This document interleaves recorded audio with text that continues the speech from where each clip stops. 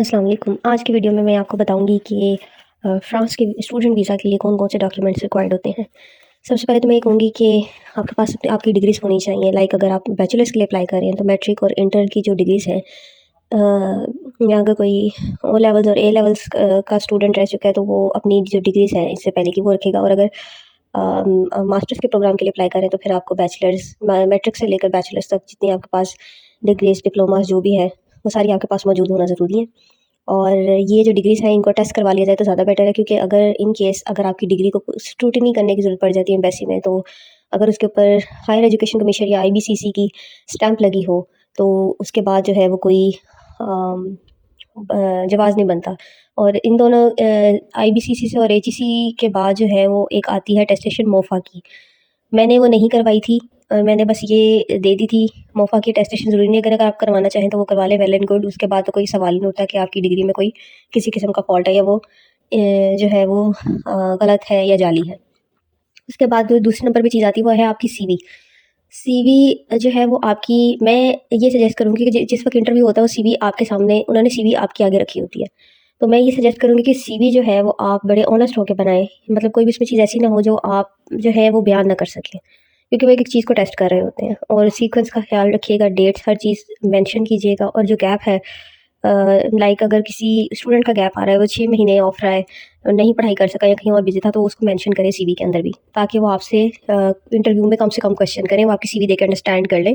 CV इतनी simple, इतनी understandable होनी चाहिए और इतनी कि पढ़ने वाले को आसानी से समझ आ जाए आपकी सारी सिचुएशन की कि आप हो क्या।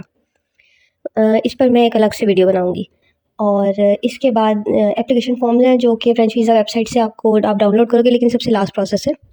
जिस वक़्त आप सारे स्टेप्स कर लोगे उसके बाद एंड पे ये वाला प्रोसेस आएगा। इसके अलावा आपके पास पासपोर्ट होना ज़रूरी है।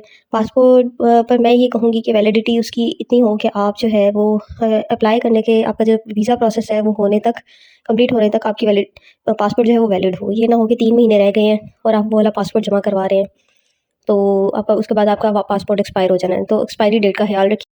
इसके अलावा एईजी की रिसीट है। एईजी एक जो है वो अमेरिकन एजेंसी है और यहीं से आपको फ्रांस के वीज़ा की अपॉइंटमेंट्स मिलेंगी। इसके अलावा अगर आप ऑनलाइन अपॉइंटमेंट लेना चाहें तो वो आपको नहीं मिलेगी।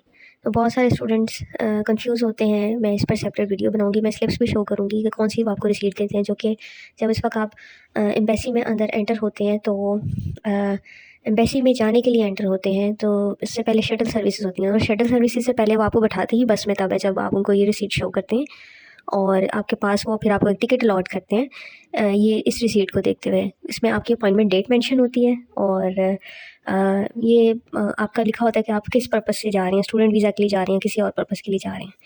सो वो ये जो रिसीट है ये बहुत इंपॉर्टेंट है, इसके बगैर आप एम्बेसी में एंटर भी नहीं हो सकते। उसके बाद आता है आपका यूनिवर्सिटी का एक्सेप्टेंस लेटर, और ये एक इम्पॉर्टेंट डॉक्यूमेंट है, इसके बगैर वीज़ा नहीं मिलता। और यूनिवर्सिटी जब आपको एक्सेप्ट कर लेती है तो आपको एक लेटर देती है। जब सारे प्रोसेसेस आप वहाँ पे जो ऑनलाइन फॉर्म वगैरह फिल करवा देते हो और उनका रिस्पॉन्स आ जाता है तो वो आपको एक लेटर देते हैं। ये लेटर जो है वो एम्बेसी में शो करना बहुत ज़रूरी है। अच्छा, इसके बाद आ रहा है कि अगर आपने यूनिवर्सिटी की कोई इनिशियल फ़ीस पे की है, ये जितनी भी रिसीट्स, पेमेंट जो भी आपने की है, क्योंकि मोस्टली जो बाहर की यूनिवर्सिटीज़ हैं वो फ़ीस लेती हैं, एडवांस में भी लेती हैं। तो अगर आपने कोई इनिशियल डिपॉज़िट करवाया हुआ है या आपने फ़ीस पे की है, फुल फ़ीस भी पे की हुई है, वो जितनी रिसीट्स हैं उसकी, वो आप जो है वो रखेंगे। मैंने भी जो है वो उसके अंदर रखी थी ताकि इनको ये आइडिया हो जाए कि मैं फुल फ़ीस पे करके जा रही हूँ। इसके बाद आपकी प्रूफ ऑफ अकोमोडेशन है, जो कि आप ऑनलाइन जो है वो फ्रांस में ढूँढ सकते हैं। स्टूडेंट अकोमोडेशंस जो है वो ईज़िली अवेलेबल हो जाती है, उस पर मैं सेपरेट वीडियो बनाऊँगी। स्टूडेंट अकोमोडेशन के बाद आता है कैंपस फ्रांस का NOC. NOC no objection certificate है, यानी कैंपस फ्रांस जब आपको इंटरव्यू क्लियर कर लेते हैं और यूनिवर्सिटी से जो आपकी एक्सेप्टेंस लेटर है वो आ जाता है, उसके बाद वो आपको अप्रूव कर देता है तो आपको एक डॉक्यूमेंट देता है। ये डॉक्यूमेंट बहुत इंपॉर्टेंट डॉक्यूमेंट है, क्योंकि इसके ऊपर आपका ईएफ नंबर मेंशन होगा, जिस पर मैं पूरी एक डिटेल वीडियो बनाऊंगी कि कैसे जो है वो इसकी क्या इंपॉर्टेंस है और ये एम्बेसी में किस तरह काम आता है। क्योंकि जब मैं एम्बेसी में गई थी तो उन्होंने मुझसे यही सबसे पहले डॉक्यूमेंट मांगा था और मेरे ईईएफ नंबर से ही वो मुझे जो है वो आगे जो है वो प्रोसेस कर रहे थे। तो जब आप एम्बेसी जाएँगे तो इस चीज़ की, इस डॉक्यूमेंट की बहुत ज़रूरत पड़ेगी। कैंपस फ्रांस के बगैर आपको वीज़ा नहीं मिल सकता, बहुत इंपॉर्टेंट डॉक्यूमेंट है। अच्छा, इसके बाद अब 4 फ़ोटोज़ चाहिए होंगी आपको, वो जिस वक़्त आप एजेंसी से अपॉइंटमेंट लेने जाएँगे वहाँ पे भी आप करवा सकते हैं, या एम्बेसी में भी आप, मैं ये रिकमेंड करूँगी कि पहले से खुद से जो है वो अपनी फ़ोटोग्राफ्स जो है वो रेडी रखें जो कि आपने फॉर्म के ऊपर लगानी है। वो एप्लीकेशन फॉर्म जो आप फ्रेंच वीज़ा वेबसाइट से डाउनलोड करेंगे उसके ऊपर लगाने के लिए होती हैं, और एक्स्ट्रा भी चाहिए होती हैं जो कि आपको एम्बेसी में काम आ सकती हैं। फिर इसके बाद आती है बहुत इंपॉर्टेंट बैंक स्टेटमेंट, जो आपने प्रूव करना है कि भाई आप पेमेंट जो है वो कर सकते हैं, और जब आप फ्रांस के अंदर होंगे तो आपने कैसे जो है वो एक्सपेंसेस को जो है वो फैसिलिटेट करेंगे। तो बैंक स्टेटमेंट बहुत ज़रूरी है। इसके लिए अगर आप खुद दे दें, अपनी दे दें तो ज़्यादा बेहतर है, लेकिन अगर किसी और की लगाना चाहते हैं तो हाईली रिकमेंड करूँगी कि अपने पेरेंट्स की या अपने सिबलिंग्स की, इसके अलावा नहीं, इसके अलावा किसी रिलेटिव की ना लगाएं, क्योंकि वो वैसे उनको सीरियस नहीं लेती इतना, और बहुत सारे स्टूडेंट्स यहाँ पे गलतियाँ कर देते हैं। वैसे जिस वक्त मैं वैसे गई तो मुझे मालूम हुआ कि लोगों ने, स्टूडेंट्स ने अपने दूर के डिस्टेंट रिलेटिव की जॉइंट अकाउंट्स या उनके फादर के साथ मिलके उनकी भी लगाई हुई थी, जो कि वहाँ पे बहुत सारे लोगों ने पहले बता दिया था कि इस तरह की स्टेटमेंट्स नहीं देते। तो मुझे आइडिया हुआ कि ये गलत काम है, और स्टूडेंट्स को जो है वो ऐसे रिस्क नहीं लेना चाहिए, क्योंकि कोई भी ऑब्जेक्शन आ जाए, एक थोड़ी सी भी ऑब्जेक्शन आ जाए तो वो वैसे ही वीज़ा रिजेक्ट कर देते हैं। बैंक स्टेटमेंट में अगर आप अपने मतलब फादर की, मदर की या अपने सिबलिंग्स में से किसी की लगा रहे हैं आप, तो आपको उसके लिए एक एफिडेविट की ज़रूरत पड़ेगी। एफिडेविट एक प्रूफ है कि उसमें एक हल्फ जिस तरह उठाया जाता है और स्टैम्प पेपर के ऊपर बनता है। इसके ऊपर मैं कंप्लीट वीडियो बनाऊंगी। बहुत आसान प्रोसेस है, ये मैंने अपना खुद तैयार किया था, उसके बाद उसको नोटरी पब्लिक से अटेस्ट करवा लिया था। ये डॉक्यूमेंट मैं बैंक गई थी और मैंने बैंक जाकर जो है वो स्टैम्प पेपर लिया था, जो कि सिर्फ मुझे 300 रुपीज़ का मिला था।